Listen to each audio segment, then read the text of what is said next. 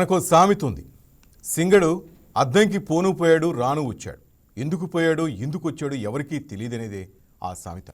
మనం చిన్నప్పటి నుంచి వింటున్న మాట ఇది. అచ్చు ఇప్పుడు కేసీఆర్ తీరు అలాగానే ఉంది అంటున్నారు తెలంగాణ కాంగ్రెస్ నేతలు. రాకరాక అసెంబ్లీకి రెండేళ్ల మూడోసారి వచ్చిన బీఆర్ఎస్ అధినేత మాజీ ముఖ్యమంత్రి వచ్చినప్పుడు ఎంత హడావుడి చేశారో అంతసేపు కూడా అసెంబ్లీలో ఉండలేదంటూ వాపోతున్నారు. అవును, సారు వచ్చారు, వెంటనే వెళ్ళిపోయారు. అధినేత కేసీఆర్ ఎట్టకేలకు అసెంబ్లీ శీతాకాల సమావేశాలకు వచ్చారు. కానీ అలా వచ్చి ఇలా వెళ్ళిపోయారు. సభ ప్రారంభమైన 5 నిమిషాల్లోనే బీఆర్ఎస్ అధినేత తిరుగు పయనమయ్యారు. నిజానికి అసెంబ్లీకి రాగానే రిజిస్టర్లో గులాబీబాస్ సంతకం చేశారు. పైగా మిగతా సభ్యులు అందరికంటే ముందుగానే వెళ్ళి అసెంబ్లీలోని తన చైర్లో కూర్చున్నారు. ఆయన ఆసక్తి సమయపాలన చూసి అంతా ముచ్చటేసింది. ఇక మాటల తూటాలు పేలుతాయనుకున్నారు. కానీ తూటా తుస్సుమన్నట్టు అనిపిస్తుంది. వచ్చినంతసేపు పట్టలేదు ఆయన వెళ్ళడానికి. అసెంబ్లీ ప్రారంభానికి ముందు కూర్చున్నంతసేపు పట్టలేదు వెళ్ళిపోవటానికి. కేసీఆర్ అసెంబ్లీకి ముందే రావడాన్ని అందరూ ఆసక్తిగా గమనించారు. కానీ ఆయన కేవలం 5 నిమిషాలు మాత్రమే సభలో ఉన్నట్టు తెలుస్తోంది. సంతాప తీర్మానాల సమయంలో వెళ్ళిపోయారు. కేసీఆర్ తీరుపై కాంగ్రెస్ విమర్శలు గుప్పిస్తోంది. ఆయన కేవలం మొక్కుబడిగా మాత్రం వచ్చారని అంటోంది. ఆయన రిజిస్టర్లో సంతకం పెట్టడానికి వచ్చినట్లుగా ఉందని హితవు పలుకుతున్నారు. కేసీఆర్ కేవలం సంతకం పెట్టడం గురించి కాకుండా సమావేశాలు జరిగిన రోజులు రావాలని కాంగ్రెస్ నేతలు డిమాండ్ చేస్తున్నారు. ఇదే అంశంపై మనం చర్చిద్దాం. మనతో పాటు తెలంగాణ కాంగ్రెస్ అధికార ప్రతినిధి కేఎస్వి చారి గారు, అలాగే బీఆర్ఎస్ అధికార ప్రతినిధి రామ్మూర్తి గారు మనతో పాటు లైవ్లో సిద్ధంగా ఉన్నారు. రామ్మూర్తి గారు నమస్తే సార్. నమస్కారం అండి. చారి గారు నమస్తే.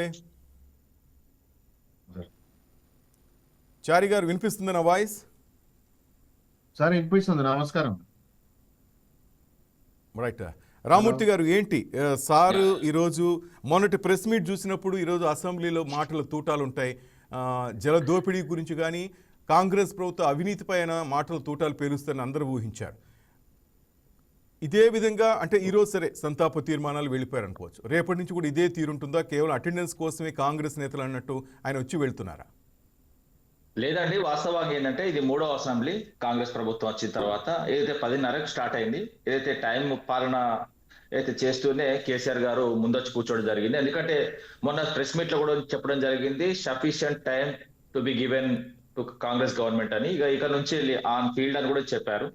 ఎందుకంటే ఇప్పుడు అర్థం చేసుకోవచ్చు. ఎందుకంటే ఈ రోజు కూడా ఏదైతే సమావేశాల గురించి తెలియని వాళ్ళు, ఏదైతే వాస్తవంగా చెప్పాలంటే సభా సాంప్రదాయాలు తెలియని వాళ్ళు పిచ్చి కూతలు కూస్తారు. అసలు వాస్తవాలు ఏంటంటే ఈ రోజు ఏదైతే ఒక 6 పేపర్లు ముఖ్యమంత్రి టేబుల్ పైన, అదే విధంగా బట్టి విక్రమార్కుని ఏదైతే టేబుల్ మీద ఒకటి, అదే విధంగా రెండు పేపర్స్, అదే విధంగా ఏదైతే దాసరి అనసూయ గారి టేబుల్ మీద ఒకటి, అదే విధంగా తుమ్మల నాగేశ్వరరావు గారి టేబుల్ మీద ఒక పేపర్స్ పెట్టడం అన్నది ఈ రోజు ఏదైతే సభలో జరిగిన సమావేశం యొక్క వాస్తవంగా. దాని తర్వాత ఏంటంటే ఏదైతే కండోలెన్స్ మోషన్ కూడా ఉంది. ఈ రోజు మొత్తం ఇంతే. ఎందుకంటే చర్చ లేదు, ఇవాళ చర్చ లేదు కాబట్టి వాస్తవంగా ఏంటంటే చర్చ ఉన్న రోజు ఖచ్చితంగా చర్చ వచ్చినప్పుడు ఖచ్చితంగా చర్చ గురించి మాట్లాడతారు. ఏదైతే ముఖ్యమంత్రి టేబుల్ పైన కూడా ఏమేమి ఉన్నాయి కూడా చెప్తాయి. ఎందుకంటే తెలియాలి కదా ప్రజలకు కూడా. ఎందుకంటే ఈ రోజు ఏదో జరిగింది, కేసీఆర్ గారు వచ్చి మాట్లాడలేదు, మాట్లాడే అవకాశం లేదాడ. ఎందుకంటే ముఖ్యమంత్రి టేబుల్ పైన తెలంగాణ ఒక్కొక్కటి చెబుతారు. The Telangana goods and service tax amendment ordinance అని ఒకటి పెట్టారు. దాని తర్వాత the greater Hyderabad municipal corporation amendment ordinance 2025 అదొకటి పెట్టారు. Next the Telangana municipality amendment ordinance అని ఇంకొకటి పెట్టారు. అదే విధంగా the greater Hyderabad municipal corporation second amendment ordinance అని అదొకటి పెట్టారు.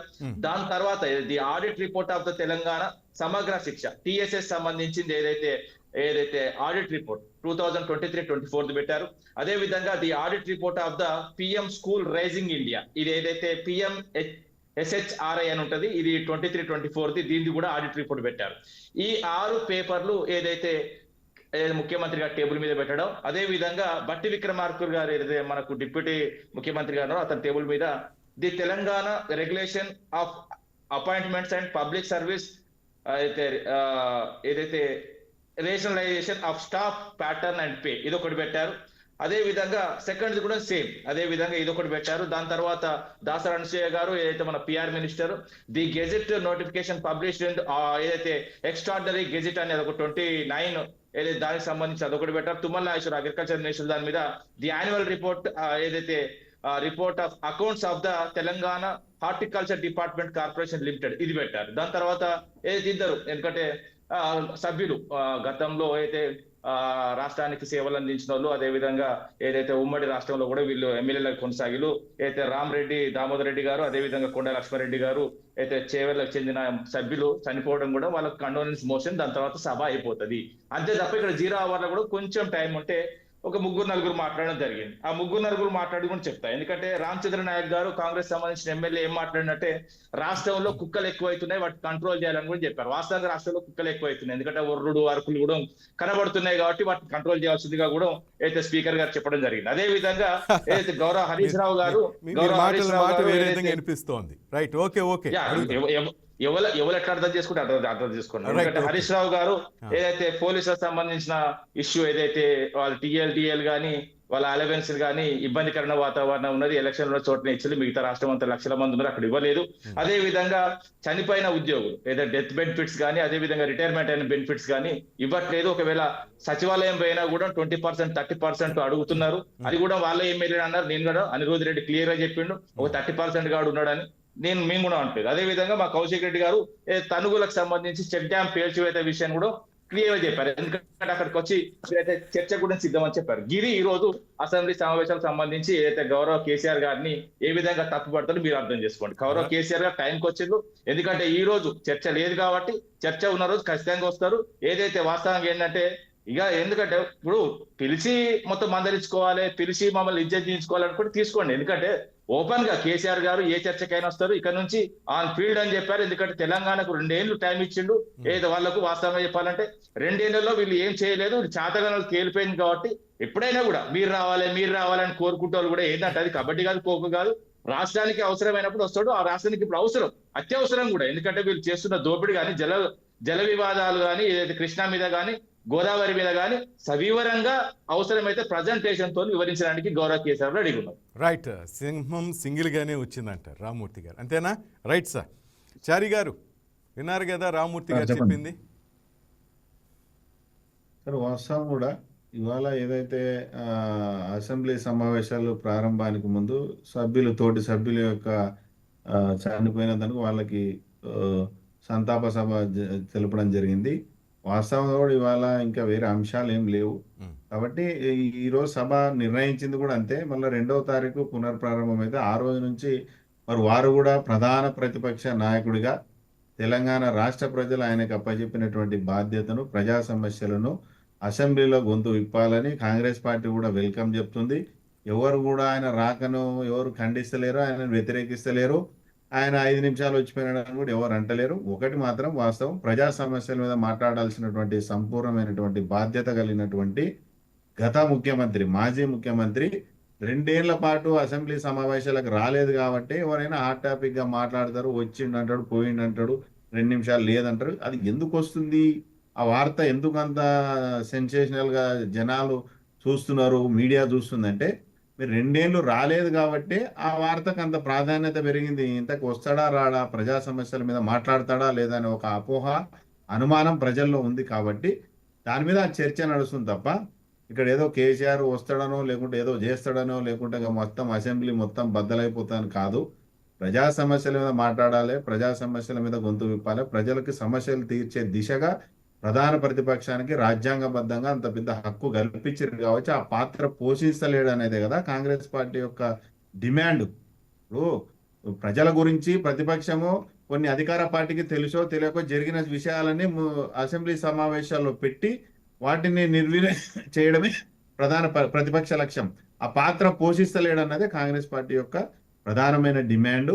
వారిని మాజీ ముఖ్యమంత్రి గారు గౌరవించడం జరిగింది. ఎందుకంటే తొలిసారి ఆయన సమావేశాలు గతంలో కూడా వచ్చిండు వెళ్ళిండు, కానీ ఆయనకి వెల్కమ్ చెప్తున్నాం. మేము కూడా వాళ్ళు చేసిన పథకాలు ఏంది, గతంలో జరిగిన అన్యాయం ఏంది, ప్రస్తుతం జరుగుతున్నది ఏంది, ఇప్పుడు ఏదైనా చర్చిస్తేనే తేటతెల్లమవుతుంది. ఇప్పుడు నా అంతకు నేను మాట్లాడి నా ప్రభుత్వం గురించో నా పార్టీ గురించో నేను గొప్పలు మాట్లాడుకోవచ్చు, వాళ్ళ పార్టీ గురించి వాళ్ళు గొప్పలుగా మాట్లాడుకోవచ్చు. కానీ సమావేశంలో మాట్లాడేటప్పుడు క్లారిటీగా కేటగారికల్ గా గతంలో జరిగింది ఏంది, ఇప్పుడు జరిగింది ఏంది, ప్రజలకి రేపు మనం ఏం చేస్తే భవిష్యత్తు బాగుంటుంది అనే అంశం మీద చర్చ అనేది జరిగినప్పుడే ఏదైనా సరే క్లారిటీగా ఆన్సర్ వస్తుంది, ప్రజలకి మేలు చేకూరుతుంది. ఏమీ క్లారిటీ లేకుండా చర్చ అనేది జరగకుండా ఏకకోణంలో పోతే అది నిజంగా కూడా అది ప్రజాస్వామ్యంలో ప్రజలకు మంచి చేరే అవకాశం లేదు. కాబట్టి ప్రధాన ప్రతిపక్షంగా బలంగా ఉండి వాళ్ళు కూడా రైట్ చారి గారు, మాట్లాడితేనే ఆ మీరు ప్రజల చెప్తున్నట్టుగా యొక్క ఈరోజు చాలా హ్యాపీగా ఉన్నింది ఆ సీన్ చూస్తుంటే. ఆయన్ని గౌరవించడం కానీ, ముఖ్యమంత్రి గారు వెళ్ళి మాజీ ముఖ్యమంత్రి గారికి నమస్కరించడం, తోటి సభ్యులు కూడా వెళ్ళటం, ఆయనకు వెల్కమ్ చెప్పడం జరిగింది. ఆరోగ్యం ఎలా ఉందని ప్రశ్నించడం చాలా బాగుంది.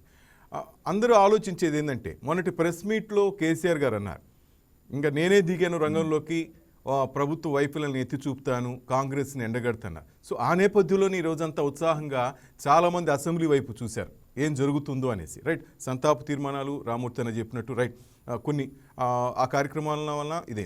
కానీ రేపటి రోజున అదేవిధంగా హాట్గా ఉండబోతుందా కాంగ్రెస్ అలాగే బీఆర్ఎస్ మధ్య అంటాను. సార్ ఒకటి వాస్తవం, ఇక్కడ ఎవరి వ్యక్తిగత జీవితాల గురించి అయితే అసెంబ్లీ సమావేశాలు పెడతలేరు, పార్టీల గురించి పెడతలేరు. ప్రధాన ప్రతిపక్షము అధికార పార్టీ ప్రజా సమస్యల మీద చర్చ పెడతారు. ఆ చర్చలో గతంలో వాళ్ళేం చేసిరు, మేము ఇప్పుడు ఏం చేస్తున్నాం, గది మాత్రమే చర్చలో ప్రజలకి పనికొచ్చే పని మీద చర్చ పెడతారు. వాళ్ళు దాన్ని తప్పుదో పట్టిస్తాము, మేము ఏదైనా మాట్లాడతాము, గతంలో ఇట్లా చేసినాము ఇప్పుడు ఇట్లా చేస్తారు, సరే ఏదైనా కేటగారికల్ గా ప్రజలు గమనిస్తారు. మంచి చెడు మనకి తీర్పునిచ్చే వాళ్ళు జడ్జెస్, జడ్జిమెంట్ ఇచ్చేటోళ్ళు పబ్లిక్, అంతిమంగా వాళ్ళ యొక్క అధికారంతోనే ఇప్పుడు ప్రజాప్రతినిధులుగా అసెంబ్లీలో ఉన్నారు. కాబట్టి ప్రజల యొక్క అబ్జర్వేషన్ ఆల్రెడీ అసెంబ్లీ సమావేశాల మీద ఉంది. కాబట్టి ఈసారి ఇంకా ఎక్కువ ఉంటుంది, ఉండాలని కూడా నేను భావిస్తున్నాను. ఎందుకంటే దానివల్ల అంతిమంగా ప్రజలకు మంచి జరిగే అవకాశం ఉంటుంది. ఇప్పుడు ఎవరేమైనా గర్జించాలన్నా, ఇక ప్రజలకి మేలు చేయడం విషయంలో గర్జించాలి ఎవరైనా.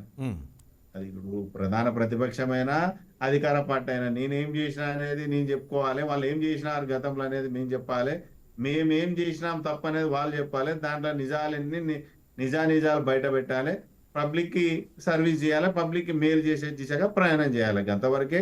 ఇప్పుడు రేపు 2వ తారీఖు రోజు మళ్ళీ అసెంబ్లీ సమావేశాలు స్టార్ట్ అయితే ఆ రోజు తెలుస్తుంది మంచి ఏంది చెడు ఏంది, ఎవరు తప్పు మాట్లాడతారు, ఎవరు గతంలో ఏం చేసినారు, ఇప్పుడు మేమేం చేసినాం అనేది అందరికి తెలుస్తుంది. రైట్, రామూర్తన ఏంటి అంటే నిన్నటి వరకు మనం చూసాం కేటీఆర్ గారు కూడా చాలా ఇదిగా మాట్లాడారు రేవంత్ రెడ్డి గారి గురించి. అసెంబ్లీలో తేల్చుకోవడానికి మేము రెడీ అంటున్నారు. మొత్తానికి అస్త్రశస్త్రాలంతా రెడీ చేసుకున్నారా కాంగ్రెస్ ప్రభుత్వం అవినీతి మీద మీరు చెప్తున్నట్టుగా? 100% అండి. ఎందుకంటే వీళ్ళ ఏదైతే భూముల విషయాలు కానీ, అదే విధంగా మొన్నటికి మొన్న వీళ్ళు హైదరాబాద్ లో చేసిన ఏదైతే కొన్ని చర్యలు కానీ, ఏదైతే వాస్తవంగా ఇవన్నీ కూడా చర్చకు రావాలని కోరుకుంటున్నాం. ఎందుకంటే ఇప్పుడు ఇండస్ట్రీస్ గురించి కూడా అవన్నీ దాంతో పాటు ఇంకోటి ఏంటంటే, ఇప్పుడు స్పీకర్లు కూడా వీళ్ళు ఇక్కడ గౌరవ స్పీకర్ గారు వాస్తవం గడ్డం ప్రసాద్ గారిని కూడా వీళ్ళు పిచ్చోళ్ళు చేస్తారని నేను ముందే చెప్పాను. ఎందుకంటే ఇప్పుడు వాస్తవాలు కూడా చెప్పాలంటే ఏంటంటే, ఇప్పుడు ఈ రోజు కూడా సభను వాయిదా వేస్తూ అయితే 2వ తారీఖు గురువారం అని చెప్తున్నాడు. అందుకనే కండువలు వేసుకున్న వాళ్ళు కండువలు వేసుకొని కనబడతారు. అదే విధంగా శుక్రవారాన్ని గురువారం అంటున్నాడు. నేను చెప్తున్నా కదా, కొన్ని రోజులు అయితే వాస్తవంగా చెప్పాలంటే స్పీకర్ ని కూడా గౌరవ స్పీకర్ గారిని, ఎందుకంటే వీళ్ళు గౌరవ స్పీకర్ ఇట్లా తలకాయ మీద రాయి కొట్టుకొని తిరిగే పరిస్థితి వస్తుంది. ఎందుకంటే అలాంటి పరిస్థితి తీసుకొస్తుంది. ఒక తోలు బొమ్మలాగా గౌరవ ఏదైతే గడ్డం ప్రసాద్ గారిని చేసి ఒక దళిత బిడ్డ వాస్తవంగా మంచి కష్టపడి పైకి వచ్చిండు, ఇంకా పైకి రావాలని కోరుకుంటున్నాం. ఆయన వాస్తవంగా రాష్ట్రానికి అవసరమైతే ముఖ్యమంత్రిని చేసినప్పుడు తప్పు లేదు, కానీ ఆయన న్యాయంగా ఉంటేనే, ఆయన న్యాయంగా ఉండలేడు కాబట్టి ఆయన ఓన్లీ చేతి గుర్తు చేతిలోకి వెళ్ళిపోయిండు అంతే తప్ప. కానీ రేవంత్ రెడ్డి ఏది చెప్తే గది చేస్తున్నాడు తప్ప. వాస్తవం ఈ రోజు కూడా అసెంబ్లీలో చూస్తే కొందరు సభ్యులు మాట్లాడుతుంటే, వాస్తవం కాంగ్రెస్ సభ్యులు మాట్లాడుతుంటే కూడా బ్రాకెట్ లో బీఆర్ఎస్ అని రాసి ఏదైతే ప్రజెంటేషన్ బయటకు వచ్చింది. ఇంతవరకు ఇంత ఘోరం అంటే వాస్తవంగా చెప్పాలంటే ఉమ్మడి రాష్ట్రంలో లేదు, అంత ముందు లేదు. అప్పుడు మారినోళ్ళు మారిన చూపించారు, అంత ముందు మారినోళ్ళు మారిన చూపించారు, కానీ ఇప్పుడు మారిన తర్వాత కూడా మారలేదు. వాళ్ళు స్వయంగా చెప్తున్నారు. ఎందుకంటే మేము పార్టీ మారినామని చెప్పినా కూడా బ్రాకెట్ లో కానీ కాంగ్రెస్ లో ఉన్నట్టు బీఆర్ఎస్ అని ఇస్తున్నారు. అంటే ఇంత కన్ఫ్యూజన్ ప్రభుత్వాన్ని ఎందుకు? ఇప్పుడు వాళ్ళు స్వయంగా చెప్పినప్పుడు వాళ్ళ మనోభావాలను గౌరవించి వాళ్ళు కాంగ్రెస్ అనేస్తే వాళ్ళు కూడా సంబరపడతారు, ఇంటికి పోయి చెప్పుకుంటారు కదా. ఇప్పుడు వాళ్ళ నియోజకవర్గాల్లో చెప్పుకునే పరిస్థితి లేదు, వాళ్ళ ఇంట్లో చెప్పుకునే పరిస్థితి లేదు, వాళ్ళ ముఖాలు కూడా ఇంట్లో కూడా చూపించే పరిస్థితి లేదు. అదేవిధంగా అసెంబ్లీలో కూడా మా గౌరవ కేసీఆర్ గారు వచ్చినా లేకపోతే మాజీ మంత్రులు వచ్చినా ఒక పేపర్ అడ్డం పెట్టుకొని కూర్చే పరిస్థితిలో బ్యాక్ సైడ్ కూర్చుంటారు ఇజ్జత్ మానం లేకుండా. అలాంటి పరిస్థితి. ఎందుకంటే ఇప్పటికైనా కూడా కాంగ్రెస్ ప్రభుత్వం ఏదైతే 2 ఏళ్ళు వచ్చినప్పటి నుంచి 2 ఏళ్ల నుంచి ఆదాయం ఎంత వచ్చింది, అప్పు ఎంత చేసిండ్రు, ఒకవేళ ఆదాయం అప్పు కలిపితే దాదాపు ఎందుకంటే 9 నుంచి 10 లక్షల కోట్ల దాకా ఉన్నది, అవి ఎట్లా ఖర్చు పెట్టడని సూటిగా ఒక శ్వేతపత్రం విడుదల చేసి వాస్తవంగా రాష్ట్ర ప్రజలకు చెప్పాలి. ఎందుకంటే మొత్తం ఎంటర్టైన్మెంట్ వచ్చిన కాంచెల్లి నిన్న మొన్న కూడా గౌరవ కేసీఆర్ చెప్పిండు, ఈ ఇన్ని రోజులు నువ్వు ఏం చేసినావు అని రేవంత్ రెడ్డి అంటే మా ఓల్డ్ సిటీ సంబంధించిన ఒక మిత్రుడు తెర నామ్ లియా అని ఒక పాట పెట్టి అంతే, తెర నామ్ లియా తుజే యాద్ కియా అంతే తప్ప ఇంకేమీ లేదు వీళ్ళు చేసింది. ఏదైనా కేసీఆర్ గారిని తిట్టడం, కేసీఆర్ గారు అట్లా చేసిండు, కేసీఆర్ ఇట్లా చేసిండు. ఇంకోటి ఏంటంటే ప్రభుత్వం వచ్చిన తర్వాత గత ప్రభుత్వాన్ని మర్చిపోవాలి. గత ప్రభుత్వం తప్పులు చేస్తే నీకు సెక్షన్స్ ఉన్నాయి, లేకపోతే ఇంకా కోర్టులు ఉన్నాయి, అదే విధంగా ఏమున్నాయి. ఇంకోటి ఏంటంటే మేము ఏం తప్పు చేసినామో కూడా చెప్పాలి. ఎందుకంటే మేము తప్పు చేసింది ఏం లేదు. వాస్తవానికి కాళేశ్వరం విషయం కూడా టు బి క్లియర్ గా ఏదైతే వీళ్ళు కమిషన్ ఏర్పాటు చేస్తే దాన్ని ముందు పోయి మొత్తం పిన్ టు పిన్ చెప్పినాం. ఎందుకంటే అందులో కూడా అవినీతి జరగలేదని ఆర్ఈసీ, ఎందుకంటే కంపెనీ మేమైతే కార్పొరేషన్ దగ్గర రుణం తెచ్చినామో ఆ రుణం చేసిన కంపెనీ కూడా ఏదైతే ఆర్ఈసీ రూరల్ ఎలక్ట్రిఫికేషన్ కార్పొరేషన్ కూడా క్లియర్ గా ఏ సర్టిఫికేట్ ఏం జరిగింది అంటే ఒక్క పైసా కూడా అవినీతి జరగలేదు. అది కేంద్ర ప్రభుత్వ సంస్థనే.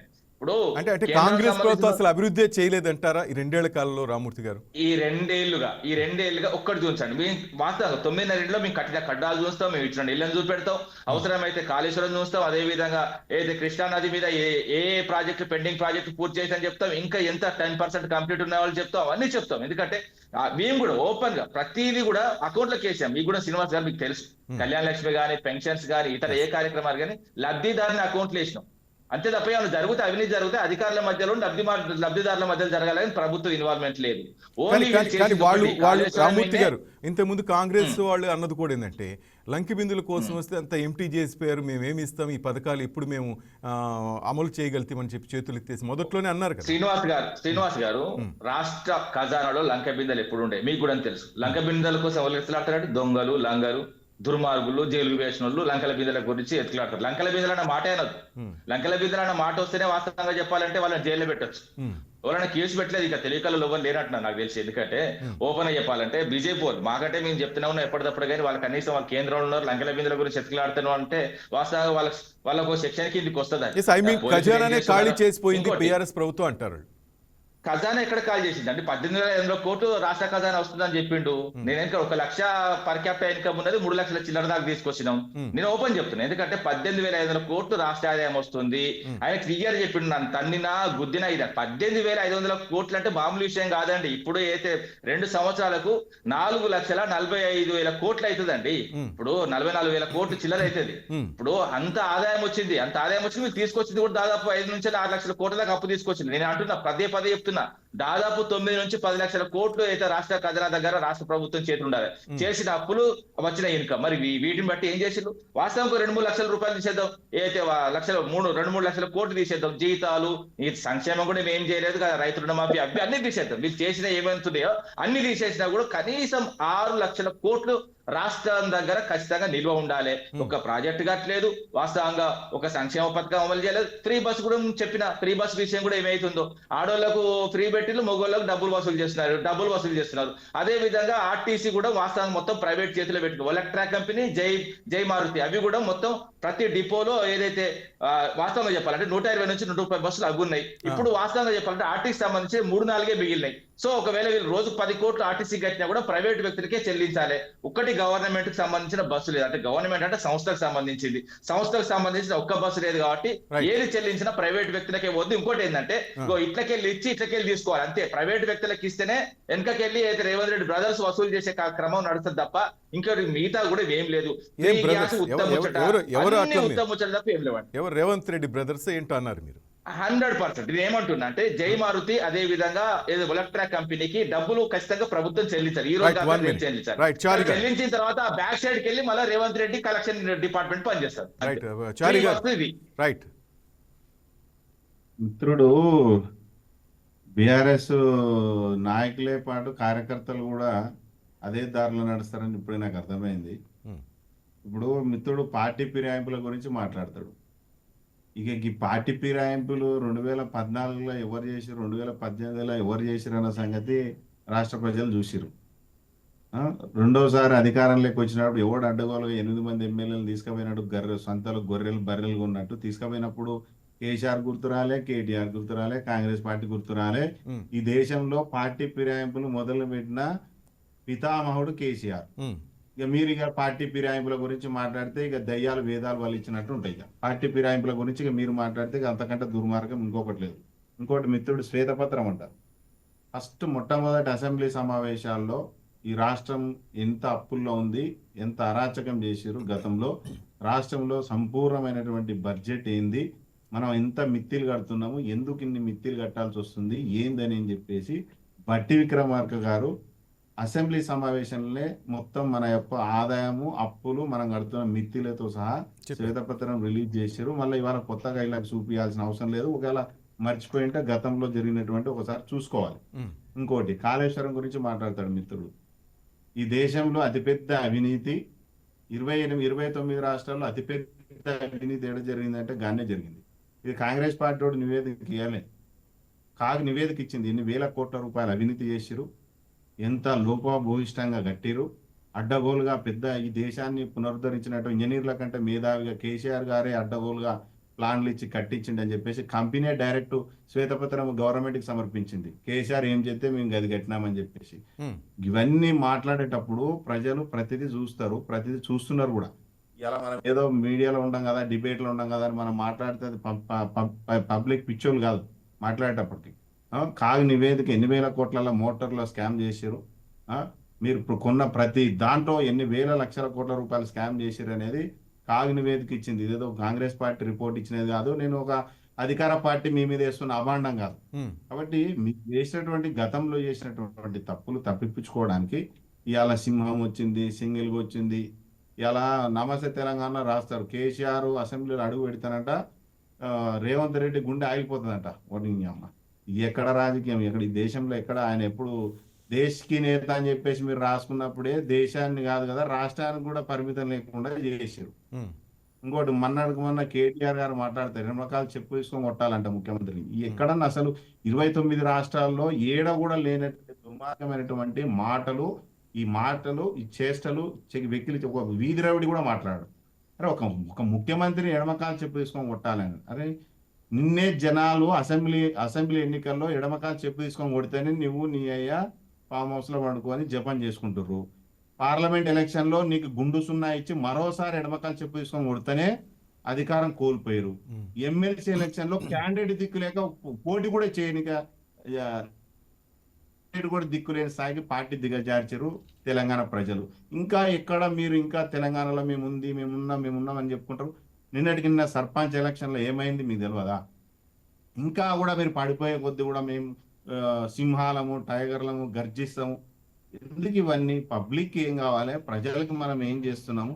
ప్రతిపక్షంలో ఉన్నప్పుడు మీరు గతంలో మేము ఏం చేస్తున్నాం తప్పు అనేది మీరు మాట్లాడండి, తప్పులేదు. ప్రధాన ప్రతిపక్షంగా మీరు గతంలో మీరు కాంగ్రెస్ పార్టీని ఎక్కడ పడితే అట్లా అడ్డగోల కేసులు పెట్టి నిర్బంధించి రోడ్ల మీదకి రాకుండా ప్రధాన ప్రతిపక్షాన్ని చంపేయాలన్న లక్ష్యంతో 8 మంది ఎమ్మెల్యేలను అడ్డగోలుగా సంతలో బజార్లో పసులు ఉన్నట్టు కొన్ని చేసిరు. కానీ కాంగ్రెస్ పార్టీ వాళ్ళ ప్రధాన ప్రతిపక్షం ఉండాలనే గౌరవం ఇవ్వాలి, రాజ్యాంగానికి గౌరవం ఇవ్వాలి. ఆ రాజ్యాంగంలో ఉన్న ప్రతిపక్ష హోదాని కాపాడాలనే గౌరవంతో రేవంత్ రెడ్డి గారి వాళ్ళ ప్రధాన ప్రతిపక్షం ఉన్న నేతను గౌరవిస్తున్నాడు. అది గతంలో మీరు చేసింటే నిజంగా ప్రజలు కూడా చూస్తారు. గతంలో కాంగ్రెస్ పార్టీ మీరు ఏం గతి పట్టించారు, ప్రధాన ప్రతిపక్షాన్ని ఏం గతి పట్టించారు. ఇవాళ మేము ఆ పని చేసినామా? మీరు ఇంట్లో కూర్చొని 2 సంవత్సరాల పాటు ఫామ్ హౌస్ లో కూర్చుంటే కూడా ప్రజలకు మేము రావాలని కోరుకుంటున్నాం. అసెంబ్లీ సమావేశంలో కేసీఆర్ రావాలి. మరి కృష్ణా నీటి వాట గురించి మళ్ళీ మీరే మాట్లాడతారు.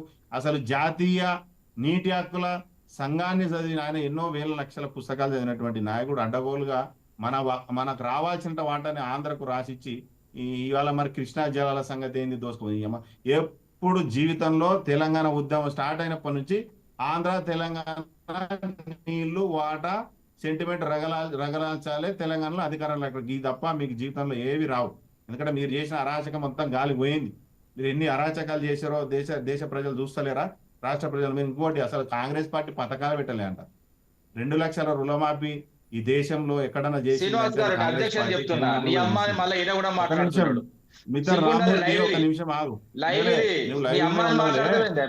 నువ్వు మాట్లాడేటప్పుడు ఉన్నా అసలు ఏంటండి ఇది? ఎక్కడ కల్చర్ అండి? ముఖ్యమంత్రి నేర్పిస్తే నువ్వు అందరు నేర్చుకుంటారా? నీ అమ్మ అని ఏం మాట్లాడతారు? నీ అమ్మ అనే భాష ఏంటి? అది భాషకే పితామహుడు మీ మీ కేటీఆర్ కేసీఆర్ నువ్వు మళ్ళీ కొత్త నీ అమ్మాయిని మాట్లాడితే బరాబర్ మాట్లాడతారు. ఈ నీ రాష్ట్రంలో అమ్మాయిని మాట్లాడితే నువ్వు ఊరుకుంటావా? నీ ఈ అమ్మాయిని తిడితే రాష్ట్రంలో నీ అత్యంత అరే నీ అమ్మాయిని భయంకరంగా ఊరుకుంటావా? బూతు పురాణం మాట్లాడిన చరిత్ర కేఎస్వి ఎవరికైనా చారి ఉందంటే కేఎస్వి చారి నీ అమ్మాయిని తిడితే నువ్వు ఊరుకుంటావా? దౌడంచలు కొడతావు. మేము కూడా ఏం కొడతావు? దౌడమించాలి. జాగ్రత్త మాట్లాడు. భాష జాగ్రత్త. భాష జాగ్రత్త. లేదు రామూర్తి గారు. దేవుడు కూడా నీకు అవకాశం సహకరిస్తలేడు. ఇచ్చినప్పుడు నువ్వు మాట్లాడు. శ్రీనివాస్ గారు దేవుడు ఒక్క కూడా నిమిషం, ఒక్క సహకరిస్తలేడు. నిమిషం. దేవుడు కూడా సహకరిస్తలేడు. ఎవరు ఏయ్, భాష సరిగ్గా మాట్లాడు. భాష సరిగ్గా మాట్లాడు. మాట్లాడకు. నేను ఏం మాట్లాడినా అరే, భాష ఏం భాష అరే, మాట్లాడినా అరే, ఏం భాష అరే, మాట్లాడినా అరే నీ అమ్మాయిని మాట్లాడతలేవేంటా బాబు? ఎవరిని? నువ్వు ఊతపదం కాంట్రాక్ట్ అదే బాబు, చేసుకోసారి. ఇట్లా అంటే ఊతపదం అనేది ఊత అదే కాదు దానిలా, బాబు, అదే నీ బాబు మాట్లాడు. అనేది మరి చాలా నాది కూడా బాగుంది. ఊతపదమే. నీ ఏం అమ్మ మాట్లాడుతున్నావు? నీ అమ్మ ఊతపదం. నీ నువ్వు అమ్మ ఒకటి నీకు ఊతపదం. ఫ్యాషన్ నీ అయిపోయింది, అమ్మ ఛానల్లో ఊతపదం. నేను కూడా మాట్లాడేది ఉంటుంది. పెద్ద సీరియస్ అయిపోయినాయి. అడ్డగోలు మాటలు మాట్లాడారు. నీకు సిగ్నల్ సహకరిస్తలేదు. నేను సిగ్నల్ సహకరిస్తలేదు నీకు. ఒక నీ టీవీ సెల్ ఛానల్ కూడా కూర్చోబెట్టినప్పుడు సహకరిస్తలేదు. గౌరవం పెద్ద లేదు. నేను పెద్ద కోర్టు నేను మాట్లాడను, మాట్లాడు. ఒక్క నిమిషం ఆగండి. గౌరవాన్ని ఒక్క నిమిషం. నిలబెట్టుకో. మాట్లాడు. ఒక్క నిమిషం. గౌరవాన్ని నిలబెట్టుకో. శ్రీనివాస్ గారు, నీ ఆగండి. చేతనైతే ఒక్క నిమిషం. సబ్జెక్ట్ ఉంటే నిదానంగా ఆపండి, చెప్పు, ఆపండి. సావధానంగా లేదు, చెప్పు, చారి గారు. ఓపిక నేను ఉండాలి. చెప్పేది చాలా చెప్పేది. మాట్లాడేటప్పుడు నేను చెప్పేది డిస్టర్బ్ చాలా. చేయడం అదో పెద్ద నాయకుని లక్షణం అనుకుంటున్నావా? నేను ఏం మాట్లాడలేదు. నువ్వు మాట్లాడేటప్పుడు డిస్టర్బ్ చేయడం నాయకుని లక్షణం అనుకుంటున్నావా? చారి గారు, ఒక్క బూతులు నిమిషం. మాట్లాడొద్దని మంచి చెప్తున్నా. నాయకుడు సబ్జెక్ట్ ఉంటే నీ సబ్జెక్ట్ ఉంటే నీ తెలివి చూయించు, నీ తెలివి ఏందో లేదు, చారి గారు. మాట్లాడు. అంతేగాని చూస్తాను. మాట్లాడటం నువ్వు డిస్టర్బ్ చేయడం పెద్ద గొప్ప నువ్వు అనుకుంటున్నావా? లైన్ లో ఉండు ఇక. నువ్వు లైన్ లో ఉండు. లైన్ లో ఉండు. సబ్జెక్ట్ చూస్తా. నువ్వు ఉండకుంటే మరి మాట్లాడే శ్వేతపత్రం గురించి మాట్లాడు. ఒక్క నిమిషం ఆగండి ఇక. ప్లీజ్ ప్లీజ్ సబ్జెక్ట్ గురించి వెళ్దాం ప్లీజ్. Yes. Yes. ఒక్క నిమిషం. చారి గారు సబ్జెక్ట్ అయితే. మాట్లాడు. ఇక్కడ దడుచుకుంటారు మరి. Yeah. చారి గారు చెప్పిన వాటికి నేను సమాధానం సబ్జెక్ట్ ఇస్తా. మీద నేను చారి గారు చెప్పిన సబ్జెక్ట్ వాటికి. లేనివాడు వచ్చి చారి కూర్చొని గారు ఒక్క నిమిషం ఆగండి సబ్జెక్ట్ ఇక. నేర్పిస్తా అంటే వింటారు మరి. మిత్రమా ఆగండి. పిచ్చి మిత్రమా మాటలు ఆగండి. మాట్లాడుకుంటా. ఎందుకంటే నువ్వు పథకాలు అడిగిన రాలేదు క్వశ్చన్స్ అంట. 8 పథకాలు 9 రాలేదు. ఏం క్వశ్చన్స్ పథకాలు అడిగాను. రాలేదు? ఏం పథకాలు 8 రాలేదు? నువ్వు 9 బంద్ క్వశ్చన్స్ చేసి ఫస్ట్ నువ్వు అడిగాను. ఆగితే నేను చెప్పండి, చెప్తాను. నేను చెప్పండి. చెప్పిన తర్వాత నీకు టైం ఇస్తాను మాట్లాడు. నీకు అంత శక్తి ఉంటే చెప్పండి. నేను మాట్లాడిన తర్వాత నీకు టైం ఇస్తాను మాట్లాడు. ఏం మాట్లాడతావు? ఏం మాట్లాడు. పథకాలు రాలేదు ఈ దేశంలో? 2 లక్షల రుణమాఫీ చేసిన ఏకైక రాష్ట్రం కాంగ్రెస్ పార్టీ, తెలంగాణ ప్రభుత్వం. కాలే. అది కాంగ్రెస్ కాలే. పార్టీ. ఏ ఊర్లో మీరు పోయి ఏం నుంచో? చేసిరు? ఏ ఊర్లో కన్నా నేను పోయి నీకు నుంచో? అవకాశం ఏ ఊర్లో ఇచ్చాను, కన్నా పోయి మాట్లాడు, నుంచో? మధ్యలో అందరూ- మాట్లాడుతున్నా నేను. ఒక్క నిమిషం రామూర్తి గారు. లేదు, చారి గారు కంప్లీట్ చేసిన తర్వాత మీ దగ్గరికి వస్తాను. రాసుకుంటాను. ఒక్క నిమిషం రామూర్తి గారు. తెలంగాణ రుణమాఫీ. ప్రభుత్వం ఓకే, వచ్చిన రైట్. తర్వాత, ప్రజాపాలన వచ్చిన తర్వాత ఈ రాష్ట్రంలో 29 రాష్ట్రాల్లో చేయలేని పని 2 లక్షల రుణమాఫీ కాంగ్రెస్ ప్రభుత్వం చేసింది. మీలాగా సంవత్సరానికి ₹1,00,000 ఇచ్చి మిత్తిలకు చాలకొచ్చేటట్టు చేసిందా కాంగ్రెస్ పార్టీ? మీరు చేసింది అది. నెక్స్ట్ ఫ్రీ బస్ ఎవరు పెట్టిరండి? RTC bus. ఇవాళ లక్షలాది Okay. మంది, కోట్లాది మంది మహిళలు ఇవాళ ఫ్రీ బస్ పెట్టడం వల్ల ఇవాళ గుండెలు వేచి చేసుకొని అర్ధరాత్రి బస్ ఎక్కి వాళ్ళ గమ్యస్థానాలు చేసుకుంటున్నారు.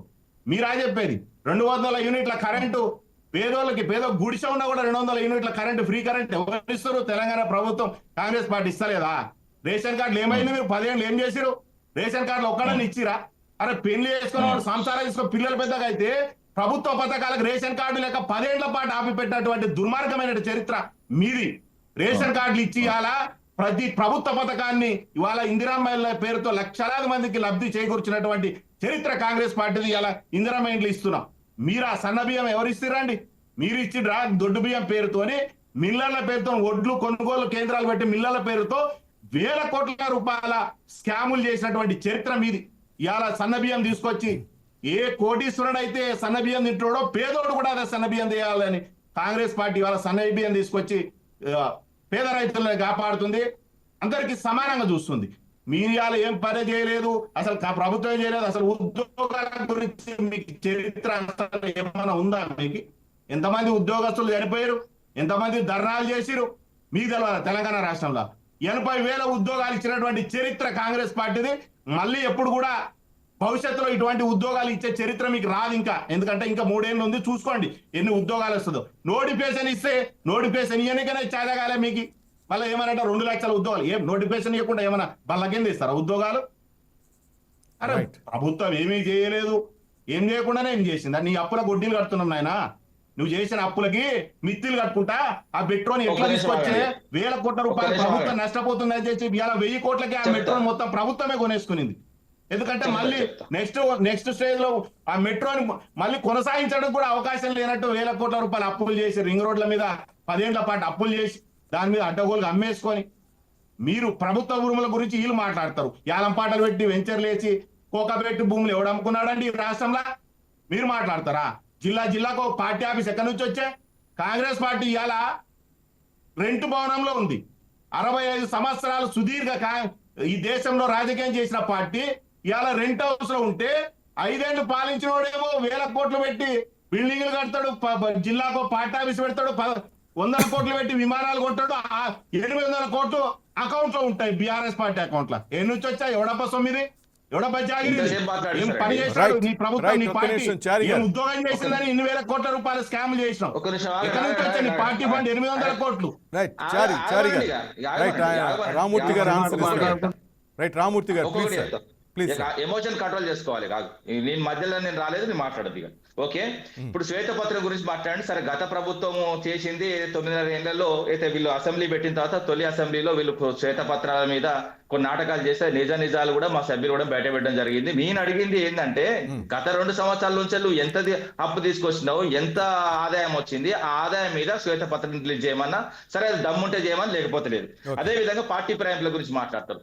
1967 నుంచి వెళ్ళి ఏదైతే పార్టీ ఫిరాయింపులు భారతదేశంలో ఎక్కువ చేసింది వాస్తవంగా చెప్పాలంటే కాంగ్రెస్ పార్టీ. 3,339 మందిని ఇప్పటి వరకు పార్టీ ఫిరాయింపులు చేసింది. అప్పటి నుంచి ఈ రోజు వరకు ఏదైతే వాస్తవంగా చెప్పాలంటే పార్టీ ఫిరాయింపులు చేసి ఎక్కువ శిక్ష అనుభవించింది కూడా వాళ్ళే. అదే విధంగా పార్టీ ఫిరాయింపుల చట్టం 85లో తీసుకొచ్చింది వాళ్ళే, దాన్ని తుంగలో తొక్కింది కూడా వాళ్ళే. ఎందుకంటే అది కూడా తెలుసు, ఏదైతే రాజీవ్ గాంధీ ఆత్మ క్షోభిస్తున్నది ఈ రోజు కూడా ఏదైతే ఈ రాష్ట్రంలో కూడా, ఎందుకంటే మేము కూడా చేసినాం, చేయలేదని చెప్పట్లేదు, కానీ వీళ్ళు చేసిన దానికంటే మాది అందులో 1% కూడా కాదు. మేమేదైతే 2014లో రాష్ట్రం వచ్చిన తర్వాత 2015లో ఒక దొంగ ఏదైతే రేవంత్ రెడ్డి అనే దొంగ ఏదైతే పక్క ముఖ్యమంత్రితో కుమ్మక్కై 50 లక్షలు ఏదైతే స్టెఫెన్సన్ కొన్ని ప్రయత్నం చేసినప్పుడు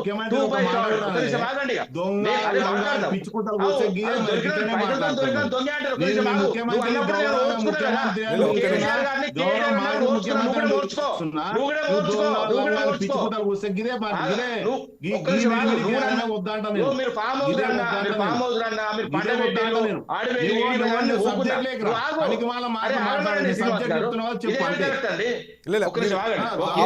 పదం లేకుండా మాట్లాడమంటారు.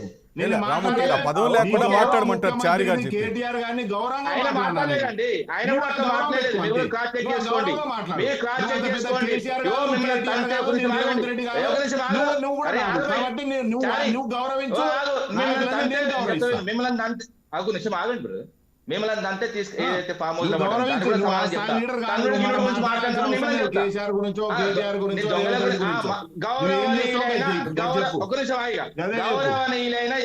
ఆగండి, నేను చెప్తాను. గౌరవనీయులైన 50 లక్షలు పట్టుకుని వచ్చిన దొంగ గారి నుంచి కాపాడుకొని 2/3 మేము అయితే వాస్తవంగా చెప్పాలంటే ప్రభుత్వాన్ని కాపాడుకొని ప్రయత్నం చేసినాం. ఆ క్రమంలో 2/3 టీడీపీని మార్చుకున్న. దాదాపు తర్వాత 2018 ఎలక్షన్స్ అయినా, 2019లో జనవరిలో రిజల్ట్ వచ్చినాయి. సో 88 సీట్లు వచ్చినప్పుడు విపరీతంగా వచ్చినప్పుడు అక్కడ ఉన్న వాళ్ళు కొంచెం 30 కేసులు పాస్పోర్ట్ల దొంగ, పాస్పోర్ట్ కొట్టించి విదేశాలకు పంపించిన కేసీఆర్ దొంగ అని పెట్టాలి. మరి ఈ పిచ్చుకుంటే నీకు పనికి రాదు, నాకు పనికి రాదు. అది సబ్జెక్ట్ ప్రజలకు పనికి వచ్చేది మాట్లాడును. సబ్జెక్ట్ అవసరమా లేదా అనేది నువ్వు నిర్ణయించిన అవసరం లేదు. రెండోసారి అధికారానికి వచ్చిన తర్వాత కూడా మా వాళ్ళు వచ్చి ఏదైతే ఇతర పార్టీ నుంచి వచ్చి గులాబీ కండ కప్పుకున్నామని చెప్పి ధైర్యంగా చెప్పిళ్ళు. దొంగసాటుగా కూర్చొని దొంగసాటుగా అబద్ధాలు లేదు. అయితే వాస్తవంగా చెప్పాలంటే కాంగ్రెస్ ఎల్పీ మీటింగ్ లకు అటెండ్ అయ్యి కూడా మేము పార్టీ మారలేదని ఒకటి చెప్పలేదు. ఓపెన్ గా మా BRS LP meeting, TRS LP meeting, అప్పుడు టీఆర్ఎస్ ఎల్పీ మీటింగ్ ఆయన కూడా వచ్చిళ్ళు, జాయిన్ అయ్యారు, ధైర్యంగా చెప్పుకున్నారు. కానీ ధైర్యం లేని మనుషులు, ధైర్యం లేని పార్టీ, అదే విధంగా ధైర్యం లేని వ్యక్తులు. ఇంకోటి పార్లమెంట్ ఎన్నికల్లో 0 వచ్చింది మీకు అంటారు. మరి మీకెట్లా వచ్చింది పోయి 13 రాష్ట్రాల్లో 0? మీరు పరిపాలనలో ఉండే రాష్ట్రంలో హిమాచల్ ప్రదేశ్ 0 వచ్చింది. అదే విధంగా దేశ రాజధానిలో 0 వచ్చింది. మనది ఎట్లా వచ్చింది? ఇప్పుడు మమ్మల్ని తిరస్కరిస్తే మిమ్మల్ని కూడా 13 రాష్ట్రాలు తిరస్కరించారు కదా. దేశంలో 13 రాష్ట్రాల్లో 0 వచ్చిన వాళ్ళు 0 గురించి మాట్లాడే అర్హత లేదు. అదే విధంగా గ్రాడ్యుయేషన్ ఎన్నికల్లో వాస్తవంగా ఎమ్మెల్సీ ఎన్నికల్లో పోటీ చేయలేదు మీకు మొక్కండి. ఎస్, మేము గ్రాడ్యుయేషన్ ఎన్నికల్లో పోటీ చేసినాం, త్రుటిలో తప్పింది. అదే విధంగా టీచర్ ఎమ్మెల్సీలో ఎప్పుడు కూడా కొన్ని సంఘాలకే మేము సపోర్ట్ చేసినాం తప్ప మేము పూర్తి స్థాయిలో ఎప్పుడు కూడా అందులో పోటీ చేయలేదు. అదే విధంగా భాష గురించి వాస్తవంగా చెప్పాలంటే రేవంత్ రెడ్డి మొన్న మాట్లాడిన అమ్మ అన్న మాట వాస్తవంగా చెప్పాలంటే బర్రెల్ కాస్ట్ కూడా మాట్లాడండి, ఓపెన్ గా చెప్తాను. ఇక ఆ భాష గురించి మాట్లాడే అవసరం లేదు. అదే విధంగా ఫామ్ హౌస్ గురించి మాట్లాడుతున్నాం. మా ఫామ్ హౌస్ లో మళ్ళీ కూడా చెప్తున్నాం, మా ఫామ్ హౌస్ లో వ్యవసాయం నడుస్తుంది. మిత్రుని చారి గారు తీసుకపోతే మిమ్మల్ని కూడా తీసుకపోతే అద్భుతమైన వ్యవసాయం చూస్తాం. మరి కాంగ్రెస్ సంబంధించిన, అదే విధంగా బీజేపీ సంబంధించిన, ఇంకా ఇతర కొంతమంది ఏదైతే వీళ్ళకి సపోర్ట్ చేసే వాళ్ళది నేను కూడా చూపెడతా. అక్కడ పేకాట, వ్యభిచారం కూడా నడిచేది కూడా వాస్తవంగా కళ్ళారో చూపెడతా. మా ఫామ్ హౌస్ లో వ్యవసాయమే నడుస్తుంది. ఓపెన్ చెప్పాలంటే ఒక వ్యవసాయం చేసుకునే కుటుంబం మాది. ఇంకోటి ఏంటంటే ఏదైతే వాస్తవంగా ఏదైతే కృష్ణా నది గురించి చెప్పిండు, నేను క్లియర్ గా చెప్పేస్తాను. 299 ఏదైతే ఈ రోజు కూడా క్లియర్ గా కొన్ని పేపర్లు కూడా రావడం జరిగింది. అసలు గతంలో ఏం జరిగింది 299 అసలు ఎట్లా వచ్చిందంటే 2013లో రాష్ట్రం వచ్చే ముందు పునర్విభజన చట్టం కింద అక్టోబర్ 18న ప్రాజెక్టుల వారీగా లెక్కగట్టి తెలంగాణ ప్రాజెక్టులకు సంబంధించి వాస్తవంగా కేంద్రానికి సబ్మిట్ చేసింది కాంగ్రెస్ పార్టీ. ఎందుకంటే తెలంగాణలో ఉన్న ప్రాజెక్టులు మీకు ఇవే ఉన్నాయి, 299 టీఎంసీలు చాలు అని చెప్పి అఫీషియల్ గా కాంగ్రెస్ గవర్నమెంట్ ఏదైతే కేంద్రంలో ఉన్న కాంగ్రెస్ గవర్నమెంట్ కి ఇచ్చింది. సో ఇక్కడ ఎవరికి తప్పన్నది కూడా తెలుసుకోవాలి. అదే విధంగా ఇంకో మాట్లాడతాడు, ఏదైతే 29 రాష్ట్రాలు అంటాడు. ఎన్ని రాష్ట్రాలు ఉన్నాయి కూడా కాంగ్రెస్ వాళ్ళకి తెలియకపోతే ఏందో నాకు అర్థమవుతుంది. ఇప్పుడు 29 రాష్ట్రాలు లేవు, 28 రాష్ట్రాలు, 8 కేంద్ర ప్రాంతాన్ని 29 రాష్ట్రాల్లో మొత్తం మేము ఇచ్చింది మేమే అని చెప్తాను. 29 రాష్ట్రాలు లేవు మిత్రమా, క్రాస్ చెక్ చేసుకో. అదే విధంగా కొంచెం సబ్జెక్ట్ నేర్చుకొని రా ఫస్ట్. అదే విధంగా 200 యూనిట్లు ఎవరికి వస్తుందో ఎవరికి పోతుందో తెలియదు. అవసరమైతే ఊళ్ళలో చెక్ చేద్దాం. మా ఊర్లో మాత్రం చాలా మందికి రావట్లేదు, కొంతమందికి కాంగ్రెస్ సంబంధించిన కార్యకర్తలకు నడుస్తున్నది. అది కూడా వాళ్ళకి మళ్ళీ కూడా బిల్లు వచ్చినాయి. ఆ బిల్లు వచ్చినాయి కూడా నేను చూపెడతా. అదే విధంగా రేషన్ కార్డ్స్ మేము 6,47,000 చిల్లర రేషన్ కార్డ్స్ ఇచ్చినా. అవసరమైతే మీ పౌర సరఫరాలకు సంబంధించిన మంత్రి ఎవరైతే ఉన్నారో ఆ మంత్రి దగ్గర పోయి కూర్చొని ఏదైతే గత ప్రభుత్వం ఇచ్చిన కార్డులు అసెంబ్లీలో చెప్పిండు మేము 0 ఇచ్చినాం అన్నది అబద్ధం, అసత్య ప్రచారం, ఇలాంటివి చేయొద్దు. అదే విధంగా సన్న బియ్యం ఇస్తాను అంటాడు. సన్న బియ్యం మీరు రాగానే మీ ముఖాలు చూసి వికసించి పండింది అనుకుంటా.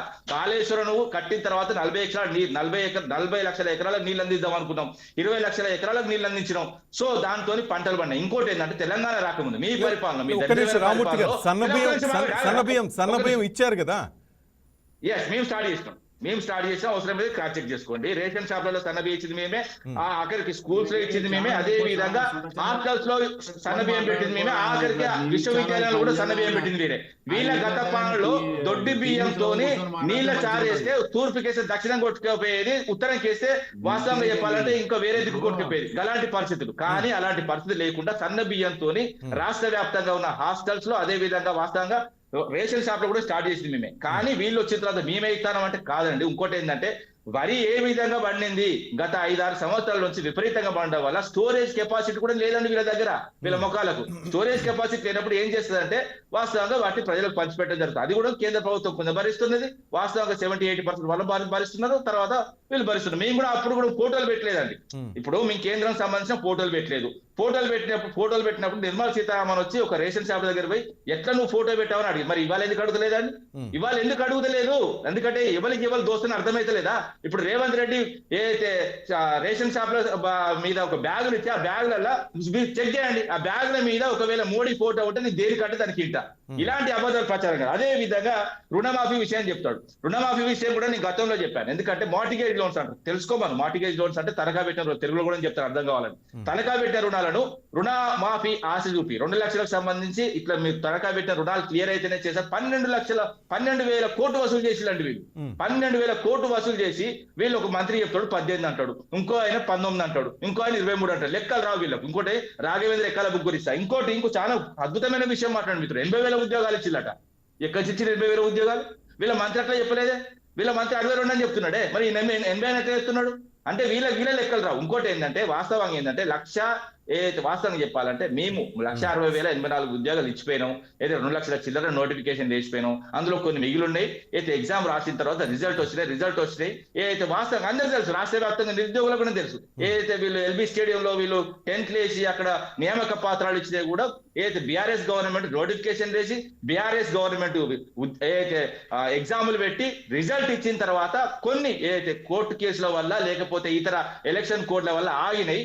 ఏదైతే ఎవరికో పుట్టిన బిడ్డను నా బిడ్డను మీరు పేరు పెట్టుకుంటే మేమేం తప్పనం పెట్టుకోండి, మీకు చేత కాదు కాబట్టి, మీకు సంసారం చేసే అంత అది లేదు కాబట్టి మీరు ఎవరో సంసారం చేసి పుట్టిన వాళ్ళని తీసుకొచ్చి నా బిడ్డ ఎత్తుకోండి, సంకర ఎత్తుకోండి వద్దని. ఇంకోటి నిరుద్యోగులు చాలా కోపంగా ఉన్నారు. మొన్న కూడా ఏదైతే వాస్తవంగా చెప్పాలంటే ఊరు గ్రామం తిరుగుతుందండి. ఈ ప్రభుత్వం మాకు 2 లక్షల ఉద్యోగాలు హామీ ఇచ్చింది, సంవత్సరం లోపల 2 లక్షల ఉద్యోగాలు నోటిఫికేషన్ వేస్తాను. దమ్ముంటే చూసండి, సంవత్సరంలో 2 లక్షల ఉద్యోగాలు ఒకవేళ నువ్వు నోటిఫికేషన్ చూస్తే నేను రాజకీయంగా మొత్తం శాశ్వతంగా తప్పుకుంటా. సంవత్సరం లోపల వీళ్ళు వచ్చిన వీళ్ళు 2023లో వచ్చిందిగా, 24 అయిపోయింది, ఇప్పుడు 25 నడుస్తున్నది.